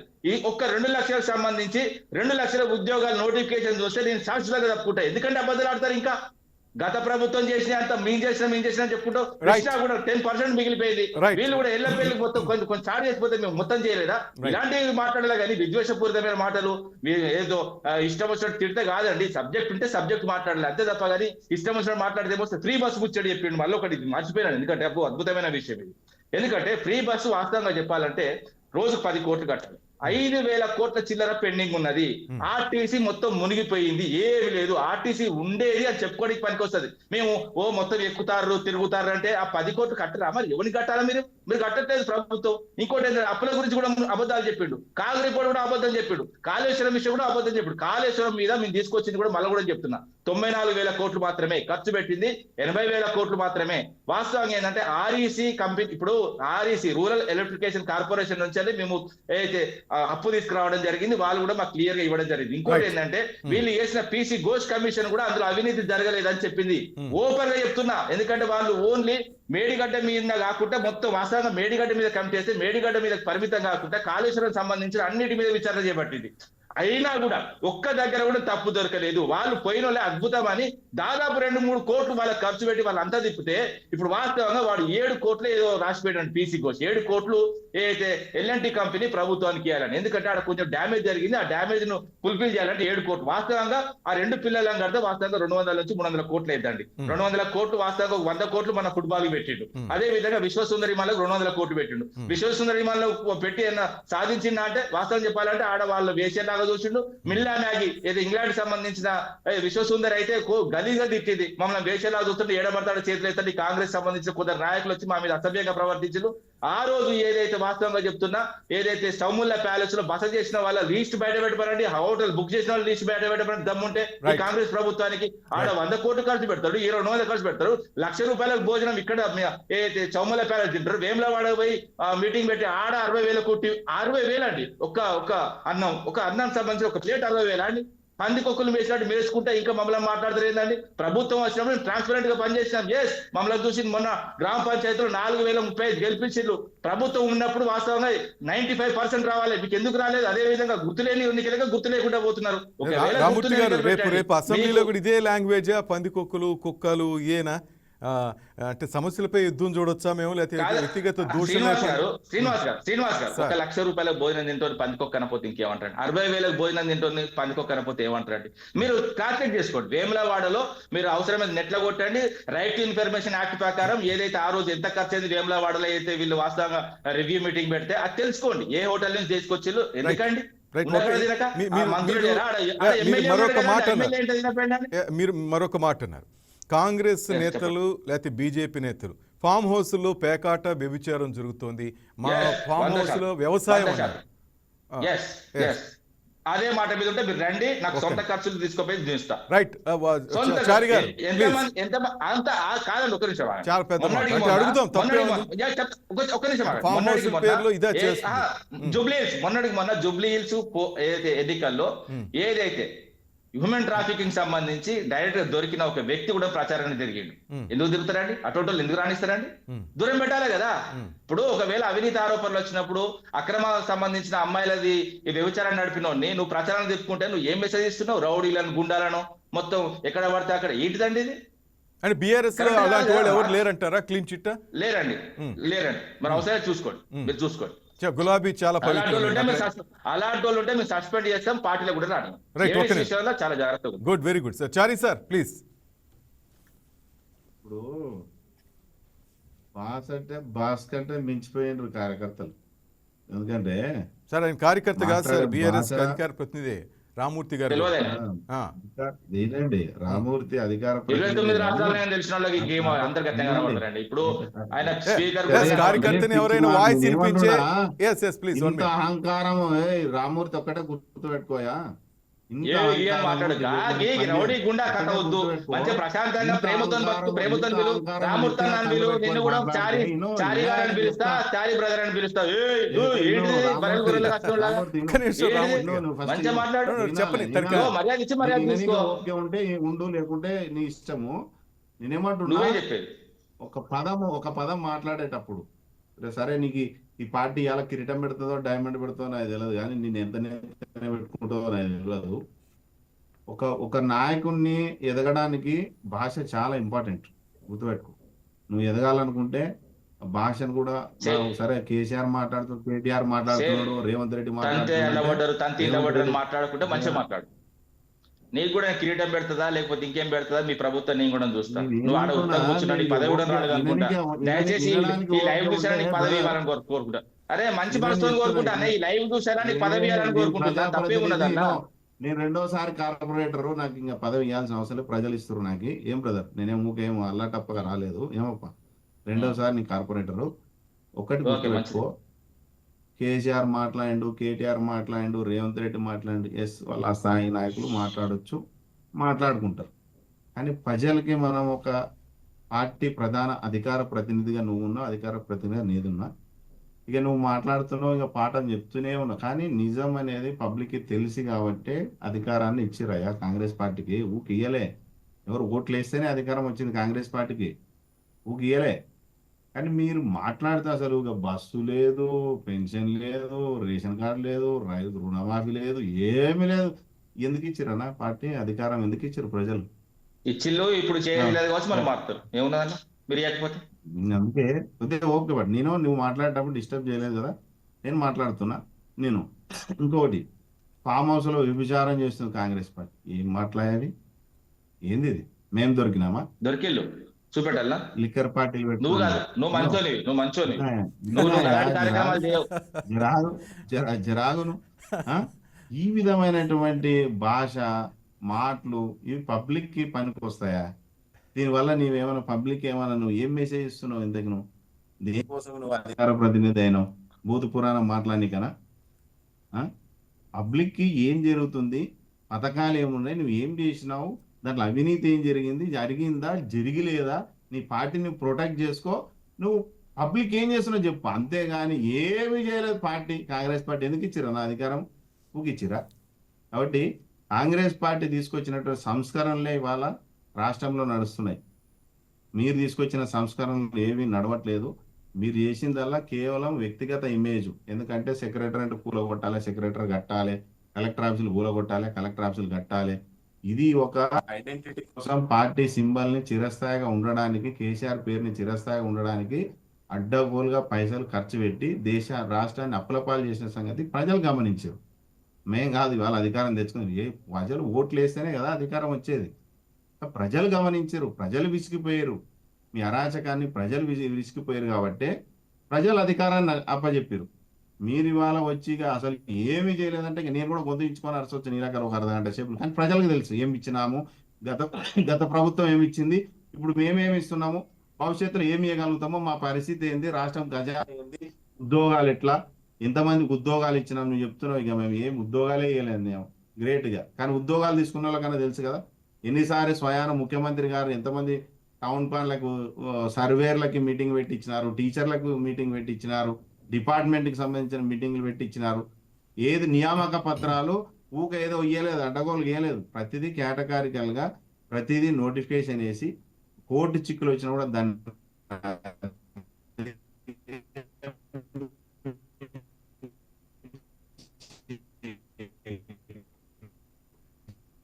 ఎగ్జామినేషన్ పెట్టి వాళ్ళ కళలు ఎవరికి ఆ కుటుంబాన్ని రక్షిస్తుంది. కానీ ఒక మిడిల్ క్లాస్ ఫ్యామిలీ కాకుండా ఇంకా అప్పర్ గ్రేడ్ మిడిల్ క్లాస్ ఫ్యామిలీగా భవిష్యత్తులో కొనసాగుతుంది. వాళ్ళకి చిరస్థాయిగా ఒక అండగా ఉంటుంది. ఆ ఉద్యోగాల కోసమే మనం తెలంగాణ తెచ్చుకున్నాం. దాని 10 ఏళ్ళు నెరవేరలేదు కాబట్టి అందరు పిల్లలు ఆత్మహత్యలు చేసుకొని బలిదానాలు చేసుకొని తెచ్చుకునే తెలంగాణలో విద్యార్థులు చచ్చిపోతున్నారు కాబట్టి దాన్ని గుర్తించింది కాంగ్రెస్ పార్టీ. ఇంకెంత అప్పు అయినా సరే ప్రజలకు మనం రాష్ట్రాన్ని మనం పారదర్శకంగా మాకు ఇంత అప్పు ఉంది, ఇంత మిగులుతుంది, ఈ పని చేస్తున్నాం. ఏ ముఖ్యమంత్రి చెప్పిండి ఇప్పటిదాకా రాష్ట్రంలో మాకు ఇట్లా ఉంది పరిస్థితి, మేము ఇయ్యలేము? డైరెక్ట్ చెప్తుండు కదా పరిస్థితి ఇట్లా ఉంది, అర్థం చేసుకోండి ఉద్యోగస్తులు. కాబట్టి ఇప్పుడు ఇవ్వలేమని డైరెక్ట్ ఉద్యోగస్తులు చెప్తున్నాడు. ఉద్యోగాలు ఇచ్చేటివి డైరెక్ట్ నియామక పత్రాలు వారే అంత పారదర్శకంగా చేస్తున్నప్పుడు నేనేమంటున్నా, ఒక సబ్జెక్ట్ చెప్పేటప్పుడే ఏలేదు అంత గిట్ట గట్ల గిది కొంతమంది ఏమంటారంటే వాళ్ళు బీఆర్ఎస్ అంటే ఏంటంటే మీరు సచివాలయం చూడొచ్చు, ఒక గుర్తు మిషన్ భగీరథ, ఇట్లా కొన్ని కనిపిస్తున్నాయి, మీ కాంగ్రెస్ లో కనిపించట్లేదనే కొంతమంది బీఆర్ఎస్ నేతలు అంటుంది. ఇప్పుడు నేనేమంటున్నా సార్, ఇప్పుడు పాత వీళ్ళు చేసిన ప్రాజెక్టుల అప్పులకే మిత్తిలకే దానికి వస్తున్నాము. ఇంకా కొత్త ప్రాజెక్టులు ఏడ తీసుకురావాలి, కొత్త వేడ తీసుకురావాలి. దాంట్లో ఉన్న అవినీతి ఇంకా పుట్టలు ఫైల్ అయిపోయి పుట్టలుగా పడుతుంటే దాన్ని ఇంకా విచారణ జరిగి దాని మీద వాళ్ళు ఆటోమేటిక్ గా తప్పు చేసినట్టు కూడా వదిలిపెట్టాడండి. చట్టం తన పని చేసుకపోతే తప్పు చేసినప్పుడు జైలు పాలు అవుతారు, దాన్ని విడిచిపెడతారని కలలు కంటారు. ఇగో మేమేం టిఆర్ఎస్ పార్టీ ఎంత అవినీతి చేసినారని మేము చెప్తలేం. సొంతం కేటీఆర్ చెల్లెలు బీఆర్ఎస్ మీరు టీఆర్ఎస్ అంటున్నారు మరలా. ఉదాహరణ ఇక రామ్మూర్తి మాట్లాడుతానో చారి మాట్లాడుతానో బీఆర్ఎస్ గురించి చెప్పాల్సిన అవసరం లే. సోయాన చెల్లెలే చెప్తుంది నా మొగుని కూడా విడిచిపెట్టలే బీఆర్ఎస్ పార్టీ అంతా పగబట్టిందని చెప్పి. లేకుంటే చెప్తానో కాదు కదా. ఒక నిమిషం బ్రదర్ ఒక నిమిషం మాట్లాడేది అన్ని అబద్ధాలా? జర ఒక నిమిషం ఆగన్నా రామూర్తి భాయ్ ఆగు. కవిత మాట్లాడేది వాస్తవాలేనా? జర ఆగు భాయ్, జర ఆగన్నా, జర ఆగు ఒక్క నిమిషం సమాధానం చెప్తా.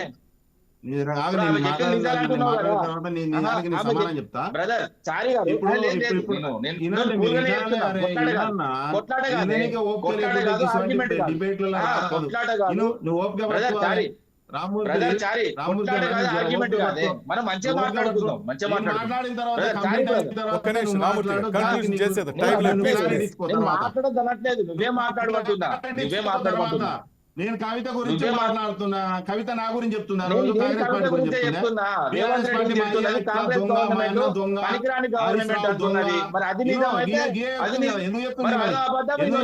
జర ఆగన్నా. అరే ఓపిక ఇప్పుడు ఎవరికి అర్థమవుతుంది మన ఇద్దరం మాట్లాడితే? నేను మాట్లాడుతున్నా ఒక్క నిమిషం ఎవరి గురించి చెప్తున్నా? సొంత తండ్రి, సొంత అన్న గురించి, సొంత మేనమామ గురించి, సొంత పార్టీలో పనిచేసిన మంత్రి గురించి, ఎమ్మెల్యే గురించి, అందరు దొంగలు, అందరూ అవినీతి చేసిరు, ఈ రాష్ట్రాన్ని దోసుకున్నారు.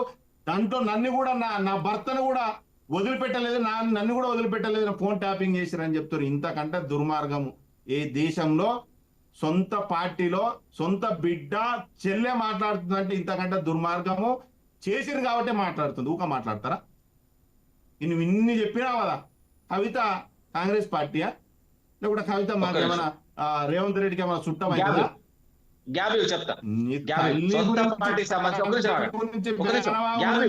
పార్టీ చేసిన అరాచకం గురించి మాట్లాడుతుంది. ప్రజలకి నువ్వు సొంతంగా చెప్తావా? నువ్వు చెప్తే కేసీఆర్ బిడ్డ చెప్తారు, వాళ్ళు చెప్తే కేసీఆర్ బిడ్డ ప్రజలు తీసుకుంటారా? నువ్వు అడిగిన దానికి సూటిగా సమానం చెప్తా. కవితక్క ఏదైతే వాస్తవంగా మా పార్టీలో ఉన్న రోజులు మా నాయకులే మెచ్చుకున్నది. అదే విధంగా మొన్న TV9 లో కూడా హరీష్ రావు గారు నిద్రపోకుండా పనిచేస్తాడు, చాలా గొప్ప లీడర్ అని చెప్పింది. ఏదైతే పార్టీకి సస్పెండ్ చేసిన తర్వాత విపరీతమైన ఆరోపణలు చేస్తున్నది. ఏంటంటే మమ్మల్నే కాదు, ఆల్రెడీ కాంగ్రెస్ గవర్నమెంట్ మీద చేస్తున్నది. భూములు ఆక్రమించుకుంటారు, జాగాలు ఆక్రమించుకుంటారు, రేవంత్ రెడ్డి అంటాడు అసలు పనికిరాడు, వేస్ట్ పర్సన్ అని కూడా స్టేట్మెంట్ ఇచ్చింది. నేనేమంటున్నా, అవి నిజాలైతే మరి ఇవి నిజాలే.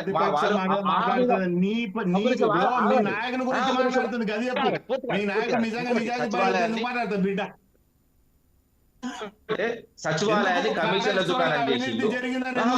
ఒక నిమిషం ఆగండి, నేను అనలేదు 30% కాదు వస్తుందని. సొంత పార్టీ ఎమ్మెల్యే 30% కాడ వస్తాడు, దోసుక తింటారు రాష్ట్రాన్ని, 5 అన్నదమ్ముల చేతిలో పెట్టాడు. సొంత పార్టీ ఎమ్మెల్యే చెప్తున్నాడు. ఆఖరికి మాకు ఎమ్మెల్యేలు ఎన్నుకున్న తర్వాత కాంగ్రెస్ సంబంధించి పెళ్లిలకు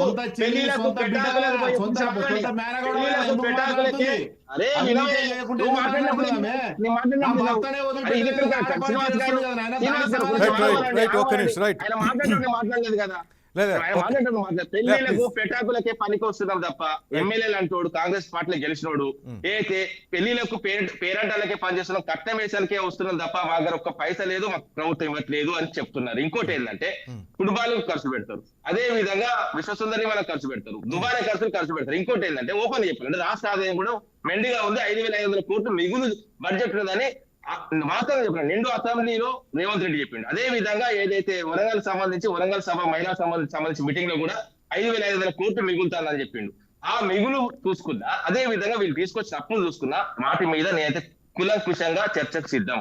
ఇంకోటి ఏంటంటే మిత్రుడు చాలా మాట్లాడుతూ ఏదో హ్యూమన్ ట్రాఫికింగ్ చేసిందా మా వాళ్ళు అంటే 2018లో ఇగో the Congress T. Jayaprakash Reddy alias Janga Reddy was arrested on Monday on the Hyderabad police charged alliance human trafficking.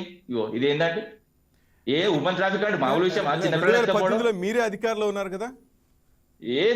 కాదండి, అధికారంలో పట్టుకున్నాం, మేము పట్టుకోడు కాదు, పోలీసు వాళ్ళు పట్టుకున్నారా? మా ప్రభుత్వం ఇప్పుడు పోలీసు వాళ్ళు అంటే చెప్తా అప్పుడు కూడా మేమే అంత ముందు కూడా ఉన్నారు చెప్తా 2015లో 2016లో కూడా చూపెడతా నేను ఏమంటున్నా రైట్. వాస్తవాలు చెప్తే ఏంటంటే ఒక్కరు 2014 నుంచి ఉన్నాడా? ఉన్న సంగతి గురించి మర్చిపోతే బాగండి ఏం మధ్యలో చెప్పాలి? మాట్లాడకండి బ్రదర్ మధ్యలో మాట్లాడకండి నేను మీకు వచ్చిన మాట నాకు కూడా వస్తుంది ఎందుకంటే నేను ఏమంటున్నా పోలీసు వాళ్ళు మేము ప్రభుత్వం అంటే పోలీసు వాళ్ళు మా వాళ్ళు కాదు చట్టానికి వాళ్ళు బాధ్యులు కోర్టుకు బాధ్యులు అంతే తప్ప Right, కానీ right. ఎవరికి కాదు పోలీసు వాళ్ళు మా వాళ్ళు అని నేను చెప్పనీకి అది అధికారం లేదు ఈయన మాట్లాడతాడు రేవంత్ రెడ్డి ఎందుకంటే మా పోలీసు వాళ్ళు ఉన్నారంటే ఎవరి అబ్బసొత్తు కాదు పోలీసు వాళ్ళు వాళ్ళకు ఆత్మవిమానం ఉన్నది వాళ్ళ డ్యూటీ ఉన్నది వాళ్ళ ప్రభుత్వం ఏంటంటే ప్రజల పైసలతో వాళ్ళు నౌకరు చేస్తారు ప్రజలను రక్షిస్తారు అంతే తప్ప కానీ వాస్తవం చెప్పాలంటే ఏ రాజకీయ నాయకుని కింద పనిచేసేవాళ్ళు కూడా కాదు అది అధికారం కానీ ప్రతిపక్షం కానీ ఒకవేళ Right, పోలీసు right. అంటే వాడు పనిచేస్తే మాత్రం ఆయన డ్యూటీకే విలువ ఫస్ట్ రోజే కదండి వాళ్ళు ఉద్యోగం ఎక్కినప్పుడే వాళ్ళు ప్రమాణ స్వీకారం చేస్తారు ఏదో రాగద్వేషాలకు కానీ ఇతర రాజకీయ అంశాలకు కానీ ఎక్కడ కూడా మేము చేయమని ఇవన్నీ ఎందుకు మాట్లాడేందుకండి ఇవన్నీ రైట్ ఇప్పుడు లైన్లోకి వచ్చే రామూర్తి గారు ఫైనల్గా చెప్తున్నా నేను కంక్లూజన్ ఇస్తా మీరు అన్నారు ప్రజల పైసలతోనే ప్రతి ఒక్కరు చూస్తున్నాం కరెక్టే కదా Yes. రైట్ రేపు అసెంబ్లీలో Yes. కూడా అది Wonderful. గుర్తుపెట్టుకోండి ప్రజల పైసలతోనే Yes. అక్కడ మీరు ప్రజల సమస్యల మీద మాట్లాడాలి పార్టీలకి 100%. ఎస్ వాటి మీద 100%. ఫైట్ చేసినప్పుడు మీకు ఒక విలువ ఉంటుంది అంతేగా నీ అమ్మ నీ అక్క లేకపోతే ఇంకోటి అనుకుంటే మాత్రం మేము అనలేదండి మీ అమ్మ అక్క ఎన్నడూ కూడా మీ అమ్మ అక్క అన్న మాట చీదరించుకుంటారన్న మాట్లాడము. Yes. ఎందుకంటే ఈరోజు చీదరించుకుంటారు. పెద్ద ఆయన బరాబర్ వచ్చారు చీదరించుకుంటారు. కేసీఆర్ గారు చాలా అందంగా వాళ్ళు వెళ్ళి రెస్పెక్ట్ ఇవ్వటం కేటీఆర్ ముఖ్యమంత్రి గారు అక్కడికి వెళ్ళారు చాలా గౌరవంగా మంచిగా వెళ్ళారు, అనిపించింది నాకు కూడా పలకరించారు ఇవాళ. రెస్పెక్ట్ గా ఇదే హుందాగా జరిగితే తెలంగాణ అసెంబ్లీ ఇదే హుందాగా జరగాలని నేను కూడా కోరుకుంటున్నాను. Yes, సమస్యల మీద జరగాలి సమస్యల మీద హుందాగా మాట్లాడుకుంటే బాగుంటుంది కానీ అది శృతి మించితే మాత్రం తెలంగాణ ప్రజలు తప్పకుండా అందరినీ అసహించుకుంటారు ఆ రోజు రాకుండా చూసుకొని మనస్ఫూర్తి కోరుకుంటూ థ్యాంక్ యూ చారణ థ్యాంక్ యూ రామూర్తన thank you very much right that's all for now keep watching YK news ఇది తెలుగువారి గుండె చప్పుడు